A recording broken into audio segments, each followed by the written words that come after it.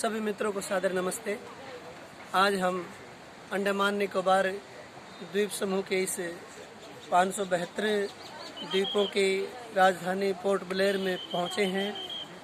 ये काले पानी की वो सेलुलर जेल के अंदर हम विद्यमान हैं, जहां पर क्रांतिकारियों ने असंख्य यातनाएं झेलकर, सश्रम कारावास झेलकर इस भूमि पर वो भयंकर इतिहास लिखा है कि जिसको याद करके, जिस भूमि को नमन करके एक विशेष प्रेरणा, एक विशेष क्रांति का उत्साह शरीर के अंदर होता है।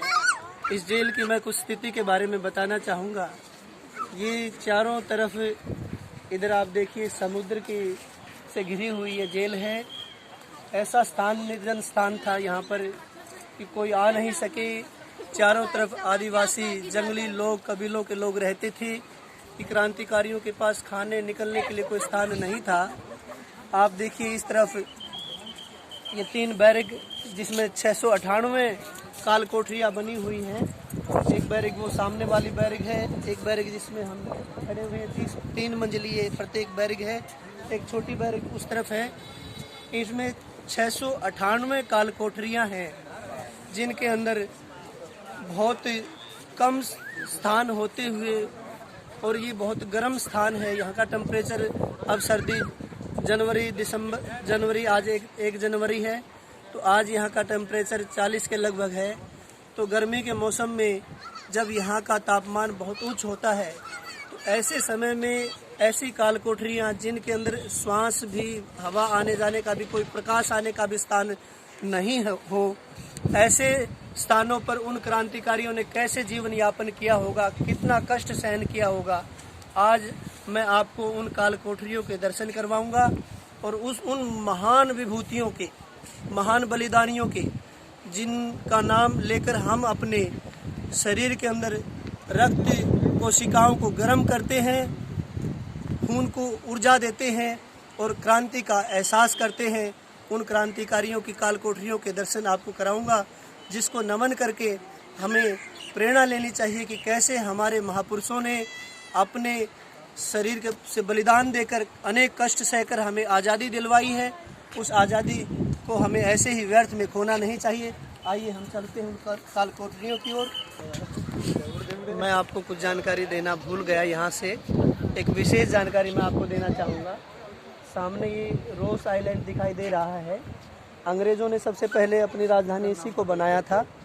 तो नेताजी सुभाष चंद्र बोस जी 1943 में यहाँ पर आए और इसी द्वीप पर अपना झंडा फहराना चाहते थे, परंतु उन्होंने, उनके अधिकार में होने के कारण अंग्रेज़ों ने यहाँ पर अपना झंडा नहीं फहराने दिया।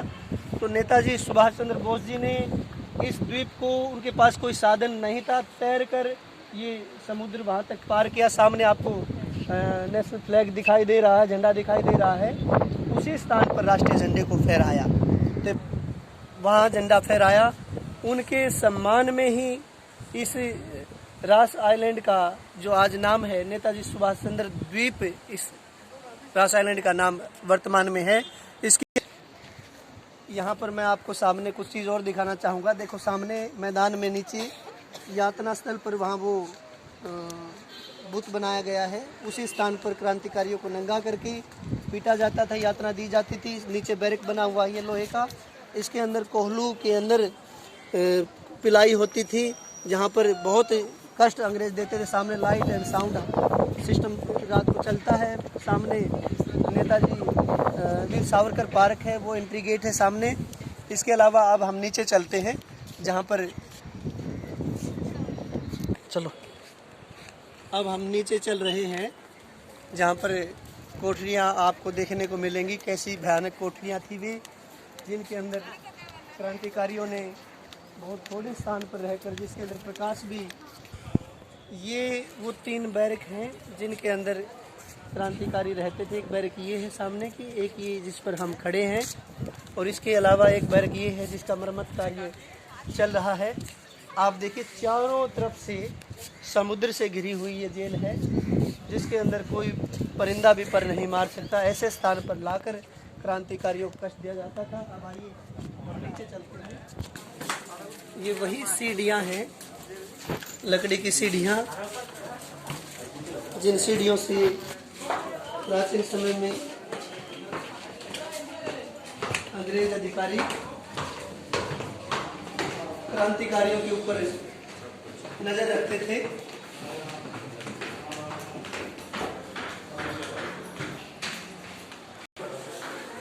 अब हम कोठरियों के स्थान पर आ गए हैं। नीचे बैरिक में आप देखेंगे कितनी मजबूत लोहे की राडों से ये दरवाजे बने हुए हैं और बहुत मोटी मोटी दीवारें हैं। इन कमरों के अंदर प्रकाश की भी कोई व्यवस्था नहीं है, हवा का भी कोई स्थान नहीं है। गर्मी के मौसम में जब यहाँ पर 50 के लगभग तापमान रहता है, उस समय इन कोठरियों में उन क्रांतिकारियों की क्या स्थितियां होती होंगी, नमन करना चाहिए।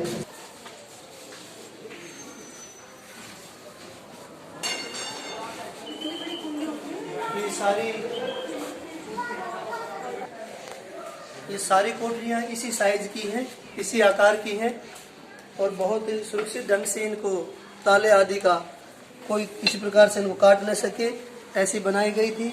बाहर भी बहुत मोटे लोहे की राडें लगाई गई हैं कि कोई परिंदा भी पर न मार सके। इतनी सुरक्षा के अंदर इतनी कड़ी निगरानी। ये हम वीर सावरकर जी की काल कोठरी में पहुंच गए हैं।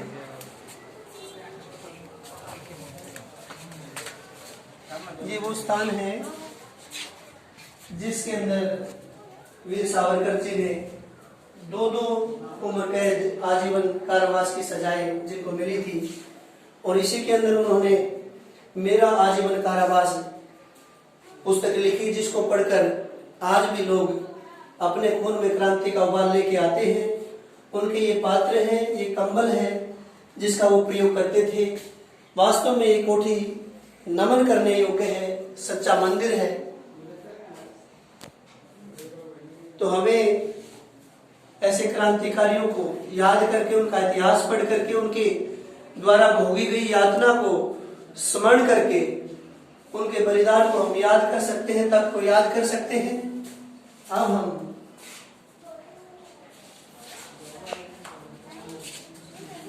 अब हम शूज निकाले, नीचे शूज निकाल।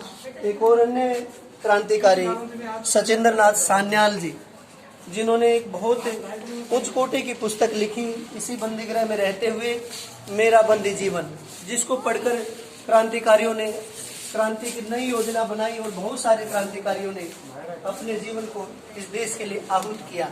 आइए नीचे चलते हैं, उनकी बैरिक भी देखते हैं।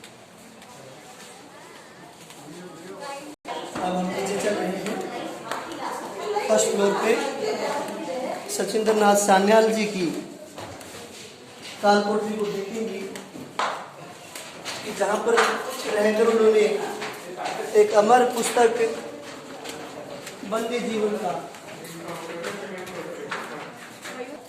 ये वो कोठरी है जिसमें अमर क्रांतिकारी सचिंद्र नाथ सान्याल जी, जिन्होंने अनेक कष्ट सहकर क्रांतिकारियों को प्रेरणा दी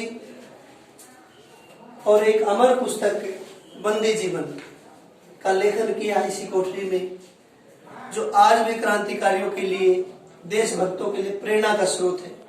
उस समय भी इस पुस्तक पर अंग्रेजों ने बैन लगा दिया। ये जो पात्र रखे हुए हैं, उनके भोजन के और पानी के पात्र रखे हुए हैं, ये कंबल वही है जिसका प्रयोग अमर शहीद सचिंद्र नाथ सान्याल जी करते थे। तो ऐसे क्रांतिकारियों को हम बार बार नमन करते हैं और जो शहीद, जो भारत माता के सपूत इस काले पानी की जेल में, सेलुलर जेल में रहे, उनको याद करते हुए हम भारत माता की जय, वंदे मातरम बोलते हुए सभी से निवेदन करता हूँ कि एक बार इस जेल को आकर अवश्य देखें कि किस प्रकार से क्रांतिकारियों ने, शहीदों ने इस काल का पानी की जेल में अनेक कष्ट सहे हैं। इसी के साथ भारत माता की जय। जय हिंद, जय हिंद, वंदे मातरम।